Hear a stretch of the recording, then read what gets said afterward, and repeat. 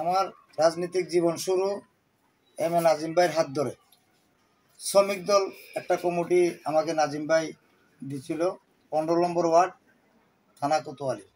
দীর্ঘদিন সেখানে রাজনীতি করলাম, তৃণমূল নিয়ে সংগঠন করতেছি এবং মরহুম আব্দুল রহমান দীর্ঘদিন ছিলাম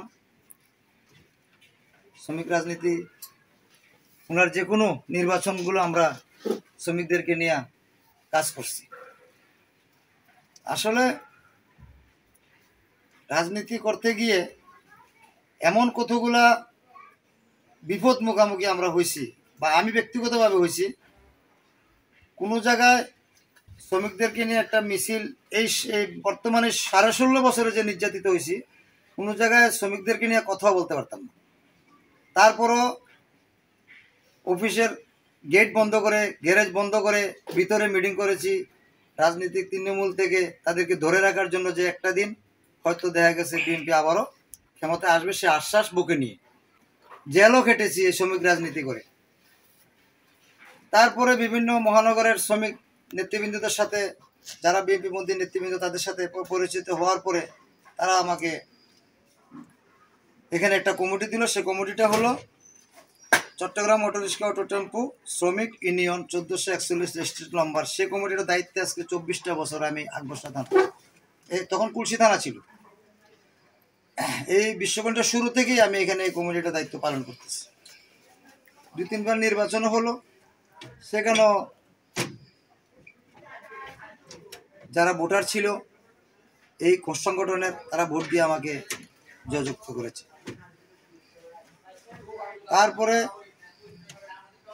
এখন আবার আরেকটি কমিটির দায়িত্ব পাইলাম, সেটা হলো বাংলাদেশ জাতীয়তাবাদী অটোরিক্সা অটো টেম্পু ও সিএনজি চালক শ্রমিক দল। সেটার সভাপতি হলো মধু ভাই, সাধারণ সম্পাদক শিপন ভাই। তাদেরকে অসংখ্য ধন্যবাদ জানাই। তারা এই আকবরশাহ থানা কমিটিতে অনেক যাচাই বাছাই করে আমাকে সেই কমিটিটা তারা দিয়েছে। সে দায়িত্বটাও পালন করতেছি। এর পর যেহেতু শ্রমিকদের সাথে আমার সবসময় উঠা বসা, তারা ভালোবাসে, তারা আমাকে নিয়ে আরেকটি কমিটির মধ্যে যুক্ত করে দিল সেখানে। সেটা হলো অটোরিকশার। সে কমিটিতে চট্টগ্রাম ইলেকট্রিক 3 হুইলার যানবাহন মালিক ও চালক ঐক্য পরিষদের একটি কমিটি এখানে তারা দিল। সে কমিটিটা হলো 15/1/2025। মানুষের ভালোবাসা আছে। দীর্ঘদিন যা অপমানে লাঞ্ছিত হয়েছি, মানুষের, আমার শ্রমিকদের অসংখ্য ভালোবাসা দেখে আমি আমার মনোমুগ্ধ হয়েছি যে তারা যদি আজকে আমাকে সেভাবে জোগান না দিত, এই কমিটিগুলোর দায়িত্ব আমি পাইতাম না। আমার এই শ্রমিকদেরকে আমার পক্ষ থেকে, আমার শ্রমিক ভাইদেরকে, নেতৃবৃন্দ ভাইদেরকে, যারা আমার সহকর্মী হিসেবে আছে, সবাইকে আমার অন্তরস্থল থেকে অসংখ্য ধন্যবাদ জানাই। এবং তাদেরকে, তারা যেন সবসময় আমার পাশে থাকে, আমি যেন তাদের পাশে থাকতে পারি, সেই চিন্তা চেতনা আমার মধ্যে যেন আল্লাহ পাক সবসময় রাখে। আল্লাহ পাকের কাছে সেই দোয়া কামনা করি। এবং শ্রমিক রাজনীতি আসলে যারা করে আসছে, আমরা এখনো শ্রমিক রাজনীতি থেকে সরে অন্য কোনো জায়গায় যেতে পারি নাই। এখানে আসি, এটাতে মনে সবচেয়ে বেশি ভালো লাগে যেটা হলো যে গিয়া গরিব মানুষ, তাদেরকে একটু উপকার করতে পারলেই মনে শান্তি পাই।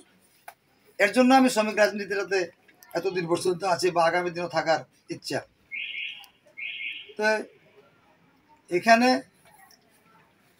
আশা করব যারা শ্রমিকের মধ্যে আছে, গাড়ি চালাচ্ছে, রিক্সা চালাচ্ছে, যারা যে পর্যায়ে কাজ করছে, তাদের স্বাস্থ্য যেন আল্লাহ পাক ভালো রাখে এবং তারা যেন সুস্থ মতো কাজকর্ম করতে পারে।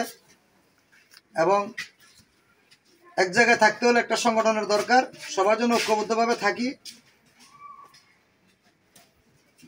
এই দোয়াটুকু আমি আমার শ্রমিক ভাইদের পক্ষ থেকে করি। তারা স্বাস্থ্য যেন আল্লাহ ভালো রাখে এবং তাদের দোয়া যেন আমার স্বাস্থ্য ভালো রাখে, তাদের পাশে যেন সবসময় থাকতে পারি। আর আসলে আমার এই শ্রমিক রাজনীতিতে যাওয়ার পরে রাতের 2টায় হোক 3টায় হোক, শ্রমিক যে কোনো জায়গায় বিপদে পড়ে যায়, অ্যাক্সিডেন্ট হয়, কোনো জায়গায় দেখা গেছে পুলিশিক ঝামেলা হয়, সেখানে রাতের 2টা 3টা আমার থেকে উঠে তাদের কাছে তারা ফোন দিলে আমি যাইতে হয়, এবং আমার দায়িত্ব মনে করে আমি সেখানে যাই, যতটুকু পারি সেটা আমি সমাধা করি, সমাধা করে তাদেরকে আমি সেখান থেকে আল্লাহ পাকের রহমতে মুক্তি করার চেষ্টা করি। তো এই কারণে শ্রমিক সংগঠনগুলা করতেছি, আগামী দিনের জন্য করতে পারি এই আশ্বাস রাখি সবার কাছে। আর যারা যেখানে যে পর্যায়ে আমার ভাইয়েরা আছেন, আশা করি সকলের সুস্বাস্থ্য কামনা করে আমি আমার পক্ষ থেকে তাদেরকে ধন্যবাদ জানাই। এবং আজকে দ্বীপ টিভি যে খুঁজে আমার মতো একজন তৃণমূল সংগঠককে খুঁজে আমারকে তারা সাক্ষাৎকার নিচ্ছে, এর জন্য তাদেরকে আমি আমার পক্ষ থেকে আবারও ধন্যবাদ জানাই। আমি আমার বক্তব্য শেষ করছি এখানে। সবাইকে আসসালামু আলাইকুম।